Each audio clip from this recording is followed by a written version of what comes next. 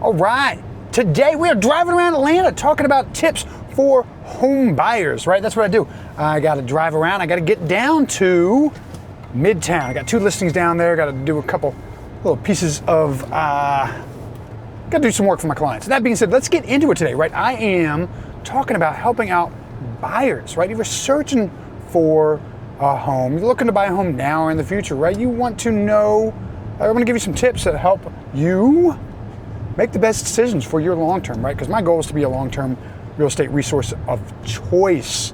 So let's get into it today, right? Let's start with tip number 1. Stop looking for the perfect house. It doesn't exist, all right? And if it does, it's probably too expensive. No, seriously, right? You can find the perfect house, don't get me wrong, but don't have such high expectations that you are going to find that perfect house, right? You're going to find what works for you, and then you're going to make it your own. Because, hey, paint, carpet, flooring, when it comes to the cost of a home, really, that's a fairly minimum cost, right? I mean, a minimum cost, right? It's not as bad as buying the home, right? Heck, if you're going to paint yourself, you can make it a lot cheaper than hiring someone to do it. That being said, so yeah, don't look for that perfect home, right? You can remodel. You can do simple things, right? A new vanity in a bathroom is not that bad. You know, solid surface countertops, they don't look that bad, right? You can get something like solid surface if you're that looks good for a home, for some easy remodeling. New hardware, right? New hardware, new paint in a kitchen, right? Like new handles, new hinges, that makes a kitchen look so much newer. So little tips like that when it comes to your home is incredibly helpful. So, don't look for that, right, perfect home. The neighborhood typically is one of the most important things. So you want to, kind of be aware of that. So, hey, the next thing, when we're talking about, hey, not finding the perfect home, you may not be finding your forever home either, right? If it's your first home, look at it as a starter home. Don't look at it, oh my gosh, I got to need all these things for my home because we want to have kids, we want to do other things, we're a growing family, but maybe it's just a stepping stone, right? You buy the home and then you move in 4, 5, 6, 7 years, whatever the goal is, maybe even longer, right? And then you upgrade to a home that meets your bigger goals and expectations more. So again, don't think about the home as your forever home because it may not be, right? And that may influence you in thinking, oh, it's not the perfect home. So that goes back to, to tip number 1, All right, hey, focus on your must-haves for the home versus I would like to have, right? If you have to have a yard for your kids to play in, or your dog, or whatever it is, or maybe you just want a yard because you want to hang out with your friends and cook out and you like to entertain, then great. That's a must-have, okay? Now, nice to have is that finished basement with extra bathroom and the in-law suite. That'd be kind of nice to have because we might eventually rent that space out. We don't know. It's just something we've thought about it. Great. That'd be nice to have. And if you are searching for the home for all the things, the must-haves and the nice-to-haves, it's going to make it much more difficult for you to find your home, right? So I think that's just a really helpful tip when it comes to your long-term goals, when it comes to buying a home. And again, it's managing your expectations because you're never going to find that perfect home. And staying in your budget, okay? It's not just what the bank says you are able to buy. That is a big mistake. If the bank says, hey, you can afford up to a $750,000 house, and you buy that $750,000 house, you are buying at the top of your budget, which means you will have less money if things go wrong. What if that HVAC goes out? What if there's a roof leak? What if the water heater breaks down? All the things. You don't want to be at the top of your budget. You want to be where you're comfortable in your budget so you can still live life, right? You can still go out to dinner, still go on the vacations, still do the things you want to do with your life, right? Maybe those hobbies, whatever it is. So again, focus on being cash rich, and not necessarily, not house rich, not house rich, cash poor. Big mistake. I've seen people do it, and it might cost you having to sell the house in the long run anyway. So next, hey, location usually wins in the long run, right? If you know you are going to be at your job for at least 3 to 5 years, you have no designs of leaving that job, do you want to drive an hour each way to work? I'm guessing no. And trust me, I've had to do that. It's awful. It's terrible. It sucks. I'm not trying to drive an hour. Here's the thing, I'll drive an hour for my listings. Why? Because that's part of the job.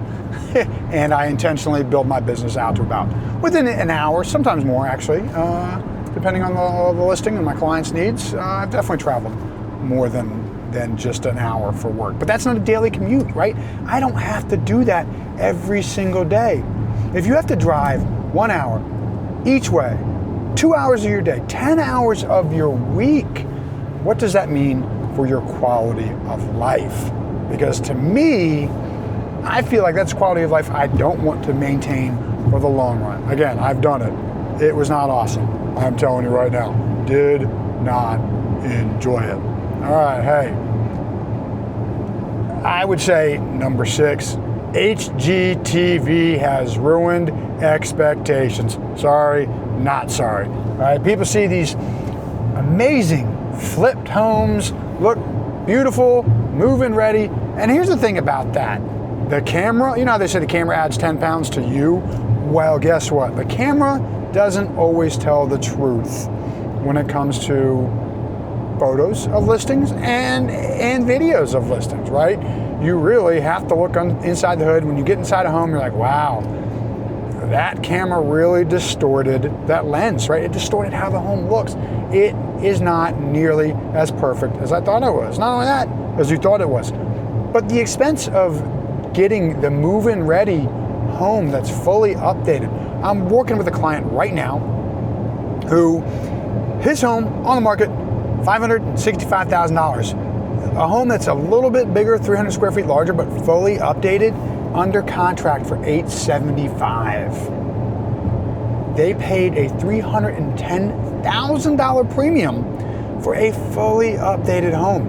I guarantee they could have done that themselves for significantly less than $310,000 if they had decided to buy my client's home instead. So, next, always, I talked about this just recently. Think about resale before you buy. This is a conversation I have with every one of my clients at any home they start becoming interested in, right? Some of the big things I talk about, driveways, okay? Talk about resale on a steep driveway, up or down. One, up, it's tough, right? I had a seller. I didn't help him buy the home. I helped him sell the home. When we sold his home, he had to teach the buyers how to pull into the driveway. It was so steep, all right? And we sold that home at a $100,000 discount from the house 2 doors down that had the flat driveway, same floor plan, and a better backyard. I'll give it that. And it was a little bit more updated, right? His house was updated though. Hey, driveway's going down. Again, that's a tough one. You're gonna talk about water flow towards the house, right? I always advise my clients against that. And not only that, every time, if it's icy, do you want to be going up and down that driveway, or do you want to be going up and down a steep driveway with your trash once a week? I don't think you do. And a couple other ones are, terrible backyards that are super steep as well, that drop off. That's a big one. You really got to consider power lines. Another big one you got to consider, and main roads. So those are some things you really got to think about, but just not those items, right? The layout of the home. That's a big one. There are a lot of things you have to take into account, and you need to think about the resale when you are buying the home, even if it's 5 or 10 years, right? Even if it's what you're going to call your forever home right now, it may not be your forever home, okay? Next, leave room in the house to grow. Yes, because you may grow as a family. You're buying a house, right? You might have kids. Is that a possibility? I don't know. What do your long-term goals look like? Does it look like there's the possibility to grow in this house? Or if you move into a house and you are maxed out in the space and then you need something bigger, then you're going to have to sell and buy again. So just a little tip there. I think leaving room to grow. I think another one is, this is ego. Don't compare your chapter 1 to someone else's chapter 20. And I like this thought process where it's like, listen, maybe you're buying your first house, right? Don't think about what your friends who want, oh my gosh, they have such a nice house and they're on their 4th or 5th house. Great, they've had time to use equity to buy a bigger house, to build a bigger house, whatever it is, to move into the next step in their life. So really think about what's right for you and your family and your budget. That is incredibly important. Hey, finally, I think this last one is create at least a 5-year plan before buying, not a fantasy. Don't just think I'm going to buy this house and then after this house I'm going to turn it into a rental, which is great. Hey, do that. But come up with that plan, to help you figure out, yes, this is what I'm going to do with this house over the next 5 years. These are the goals. Not goals. Here's the thing. Goals are just what they are, goals, right? They're like a roadmap to help you get where you want to be. All right? So if you can do that and use that roadmap to help get you, at least going in the direction you want to go when it comes to your long-term real estate goals and needs, that will be so incredibly helpful for you. So, all that being said, please, my goal is to help you as a home buyer or home seller here in the Atlanta area, right? If you're looking to buy a home anywhere, though, I can help you. I can connect you with the right people. I've got a great database of agents that I know all over the country. And if I can help you connect you to one anywhere in the country, great. And let's talk about your long-term real estate goals and dreams, because ultimately my goal is to be a long-term resource to help you with whatever those goals are, buying homes, selling homes, and investing in real estate, or maybe it's just finding a roof or contract to help you remodel that home. Give me a call, send me an email. I'd rather you give me a call because my goal is to be, like I said, I prefer the voice-to-voice contact. So I'm Tony Toich, and this is Living and Moving in Atlanta. If you enjoy this, also check out my other show, the ATL Tour, because we get all over Atlanta. We focus on lifestyle on that one and real estate. This channel is all real estate. But that channel is lifestyle, so that way when you get in the house, it helps you find the places you want to go, which is super cool. Yes.